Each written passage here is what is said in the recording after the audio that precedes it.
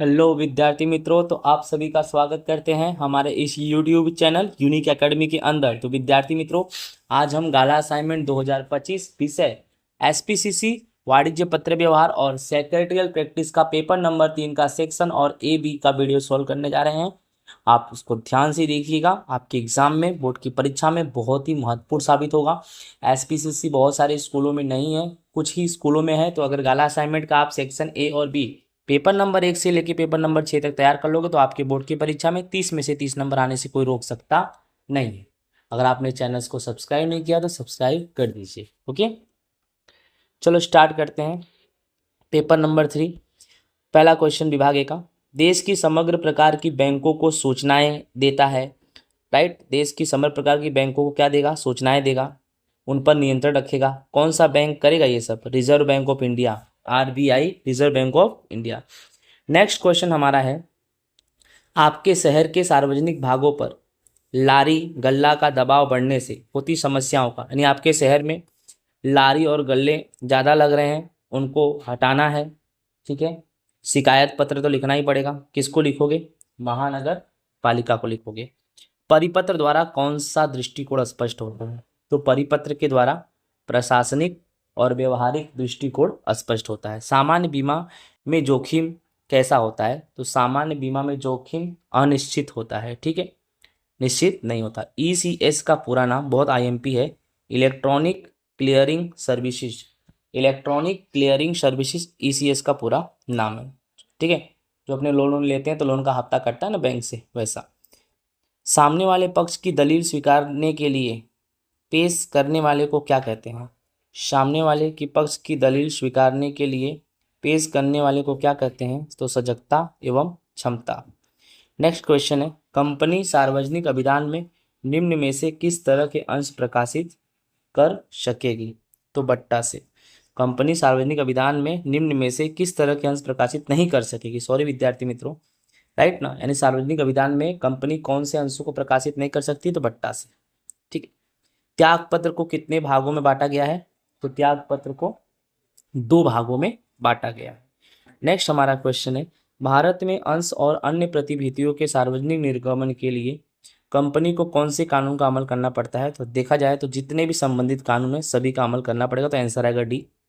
अंश बाजार ये देश के विकास का थर्मामीटर है, मोस्ट IMP जुलाई में पूछा भी गया है। ठीक है, अंश बाजार यह देश के विकास का थर्मामीटर है। किस परिवर्तन में प्रतिफल तत्व नहीं होता? तो अनिवार्य अंश परिवर्तन में प्रतिफल नहीं होता। ऋण पत्र अर्थात क्या? ये भी मोस्ट IMP है विद्यार्थी मित्रों। ऋण पत्र अर्थात उधार पूंजी। नेक्स्ट क्वेश्चन है, ऋण पत्र प्रकाशित करने के लिए सबसे पहले किसकी मंजूरी लेनी पड़ती है? तो SEBI, security exchange board of India. Company में सेवा प्रदान करने वाले विशेषज्ञ व्यक्तियों को प्रतिफल में दिए गए अंश से क्या मिलता है? सदस्य पद मिलता है। कंपनी में सेवा प्रदान करने वाले विशेषज्ञ व्यक्तियों को प्रतिफल में दिए अंश से सदस्य पद मिलता है। सार्वजनिक कंपनी में कम से कम कितने संचालक होते हैं? तो सार्वजनिक कंपनी में कम से कम 3 संचालक होते हैं। निम्नलिखित में से प्रबंधकीय संचालक के रूप में किसकी नियुक्ति की जाती है? तो निम्नलिखित में से प्रबंधकीय संचालक के रूप में जीवंत व्यक्ति की नियुक्ति की जाती है। क्या हुआ?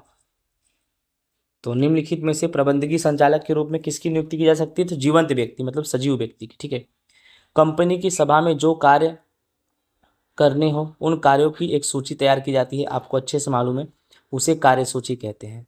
सभा में हुए कामकाज और निर्णयों को संबंधित मुद्दा सर स्वरूप की नोट्स टिप्पणी को क्या बोलते हैं? नोट्स टिप्पणी को मिनट्स बोलते हैं। क्या बोलते हैं? सभा में जो भी कामकाज से संबंधित, निर्णय से संबंधित जितने भी मुद्दा सर स्वरूप की नोट्स टिप्पणी को बोलेंगे मिनट्स बोल।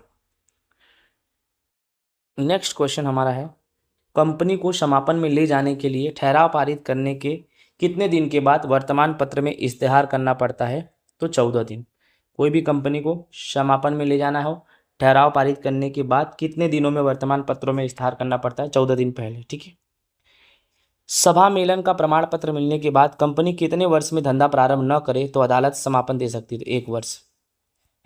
सभा मेलन का प्रमाण पत्र मिल गया, उसके बाद भी कंपनी धंधा चालू करने में 1 वर्ष से ज़्यादा समय लगाती है तो अदालत आदेश दे देगी, कंपनी क्या हो जाएगा? बंद हो जाएगा। ठीक है, तो इस तरह से हमारा विभाग नंबर A 20 क्वेश्चन हो गए पूरे। अब विभाग बी में चलते हैं। विभाग बी में हमारा जो पहला क्वेश्चन है, स्वास्थ्य का बीमा अर्थात क्या? वह बीमा धारक को किन वित्तीय खर्च के सामने सुरक्षा देती है? तो बीमा प्रीमियम के बदले में बीमा धारक को बीमारी के खर्च के रूप में भरपाई करके दे उस बीमा पॉलिसी को स्वास्थ्य का बीमा कहते हैं। स्वास्थ्य बीमा मतलब ऐसा बीमा जिसमें बीमा धारक को उसमें कोई बीमारी है, उस बीमारी के समक्ष पैसे बीमा कंपनी देती है। अब बीमा धारक को उनकी अपनी बीमारी हेतु आवश्यक जांच कराना है। जैसे जो बीमा धारक ने स्वास्थ्य बीमा लिया है उसको अपनी बीमारी का जांच कराना है, दवा लेना है, ऑपरेशन कराना है। इन सब के पीछे जो भी वित्तीय खर्च होगा स्वास्थ्य बीमा देगी। ठीक है। ई फाइलिंग अर्थात क्या? सामान्य रूप से कौन सी संस्थाएं ई फाइलिंग की आधुनिक सेवाएं प्रदान करती हैं? तो ई फाइलिंग पहले क्या है जानो। यदि संस्था के द्वारा निश्चित किए गए कंप्यूटर प्रोग्राम में आवश्यक सूचना भरकर उस सूचना को संलग्न दस्तावेजों के द्वारा संबंधित वेबसाइट पर अपलोड करे, राइट, और यदि कोई सूचना भेजी जाए तो उसे ई फाइलिंग के नाम से जाना जाता है। बहुत आसान है। ई फाइलिंग मतलब कोई भी संस्था है उसके पास बहुत सारी जानकारी है, उन सब जानकारियों को वह संस्था कंप्यूटर में फाइल बना के सेव करेगी और वह संस्था अपनी एक वेबसाइट बनवाएगी और जितनी भी अपनी जानकारी है उस फाइल की जितनी भी जानकारी है उस सबको वेबसाइट पर क्या करेगी? अपलोड कर देगी, और जिसको भी उसकी जानकारी चाहिए वो मिल सकती है। तो उसको ई फाइलिंग बोलते हैं। इलेक्ट्रॉनिक फाइलिंग मतलब कंप्यूटर में तो है लेकिन वो वेबसाइट पर भी है। ठीक है। चुंगी विभाग, कर विभाग, अन्य संस्थाएं ई फाइलिंग की आधुनिक सेवाएं देती हैं। ई फाइलिंग की आधुनिक सेवाएं वर्तमान में कौन कौन देता है? तो ई फाइलिंग की आधुनिक सेवाएं वर्तमान में चुंगी विभाग यानी वो जो टैक्स वैक्स लेते हैं, कर विभाग हुआ, अन्य संस्था ई फाइलिंग की सेवाएं देती है। तो ई फाइल क्या हुआ आप अच्छे से जान गए। ठीक है। नेक्स्ट क्वेश्चन है, मौखिक प्रस्तुतिकरण किस स्वरूप में कर सकते हैं? तो मौखिक प्रस्तुतिकरण वक्तव्य, विवाद, संवाद, दलील वगैरह स्वरूप में कर सकते हैं। नेक्स्ट क्वेश्चन है, सार्वजनिक निर्गमन के लिए कंपनी कौन कौन से मध्यस्थियों की मदद लेती है? तो सार्वजनिक निर्गमन के लिए समग्र प्रक्रिया पूरी करने के लिए कंपनी दलाल, उसके बाद transfer agent, credit sharing agency, निर्गमन बैंक, लीड मैनेजर, डिपोजरी, अभिगोपकों, पार्टिसिपेंट, स्टॉक एक्सचेंज की मदद लेती है। तो सार्वजनिक निर्गमन के लिए कंपनी कौन कौन से मध्यस्थियों की मदद लेती है? तो आपको मैंने बता दिया कि सबसे पहले ट्रांसफर एजेंट हुए, दलाल हुए, क्रेडिट शेयरिंग एजेंसी हुई, निर्गमन बैंक, लीड मैनेजर, डिपोजिटरी, अभिगोपकों, पार्टिसिपेंट, स्टॉक एक्सचेंज। ठीक है। नेक्स्ट हमारा क्वेश्चन है, आंशिक अंश परिवर्तन किसे कहते हैं? जब अंशधारक स्वयं की मालिकी के सभी अंशों में से थोड़े अंश अन्य व्यक्ति को बेचना चाहे तो उसे आंशिक, आंशिक मतलब थोड़ा बहुत, यानी कोई भी अंशधारक जितने भी अंश पर अपनी मालिकी रखता है उन अंशों में से कुछ अंशों को किसी अन्य व्यक्तियों को बेचे उसे बोलेंगे। ठीक है। तैरता बोझ यानी तरल बोझ, तैरता बोझ यानी तरल बोझ क्या है? तैरता हुआ बोझ यानी भार कब स्थिर बोझ बन जाता है? तो जब कंपनी नियत किस्त या ब्याज चुकाए हो उसे तैरता बोझ कहते हैं। यानी कोई भी कंपनी अपना समय समय पर किस्त चुका रही है उसे बोलेंगे तैरता हुआ बोझ। जब तक चुका रही है तब तक उसे तरल बोझ, तैरता हुआ बोझ कहेंगे। जब कंपनी नियत किस्त का ब्याज चुकाने में कसूर करे यानी ना चुका पाए तब वही तैरता बोझ स्थिर बोझ बढ़ जाता है। यानी सिंपल सी बात है, अगर आपने किसी कंपनी से किसी बैंक से लोन लिया है तो जब तक आप लोन भर रहे हो तब तक वह आपका जिम्मेदारी है, तरल जिम्मेदारी, आप भर रहे हो। लेकिन अब लोन भरने में असमर्थ हो गए हो, लोन का हफ्ता चढ़ते जा रहा है, तब वो तरल बोझ के रूप में नहीं हो, वह बोझ स्थिर बोझ हो जाएगा। ठीक है। नेक्स्ट क्वेश्चन है, हिंदू अविभक्त परिवार में कौन अंश खरीदकर सदस्य पद प्राप्त कर सकता है? तो हिंदू अविभक्त परिवार में मात्र परिवार का कर्ता अपने या संयुक्त नाम से अंश खरीदकर कंपनी का सदस्य पद प्राप्त कर सकता है। ठीक है। संचालक मंडल किसे कहते हैं? तो कंपनी रूपी व्यवसाय में संचालक संयुक्त रूप से कंपनी का संचालन करते हैं, उन्हें संचालक मंडल के रूप में जाना जाता है। संचालक मंडल यानी कंपनी के अंदर जो संचालक पूरा कंपनी में संचालन करता है उसकी एक मंडली तैयार होती है, उस मंडली को संचालक मंडल कहते हैं। सभा में प्रस्तुत किया गया प्रस्ताव कब ठहराव बन सकता है? तो सभा में प्रस्तुत किया गया प्रस्ताव पर चर्चा विचारणा होता है, चर्चा के अंत में मतदान द्वारा प्रस्ताव बहुमति से पारित होने से वह ठहराव बनता है। यानी सभा में प्रस्तुत किया गया प्रस्ताव ठहराव कब बनेगा? तो सभा में जो भी प्रस्ताव प्रस्तुत किया गया है पहले उस पर चर्चा और विचारणा होगा, उससे संबंधित मतदान होगा। अगर मतदान में बहुमति मिलती है तो वह ठहराव बनता है। ठीक है।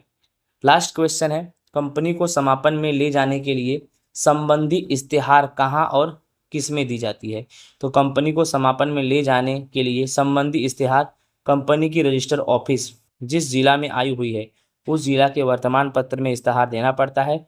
इसके अलावा ऑफिशियल बजट में भी इस्तेहार देना पड़ता है। तो क्वेश्चन है, कंपनी को समापन में ले जाने के लिए संबंधी इस्तेहार कहाँ और किस में दी जाती है? तो कंपनी को समापन में ले जाने के लिए संबंधी इस्तेहार कंपनी के रजिस्टर्ड ऑफिस जिस जिला में आई हुई है उस जिला के वर्तमान पत्र में इस्तेहार देना पड़ता है।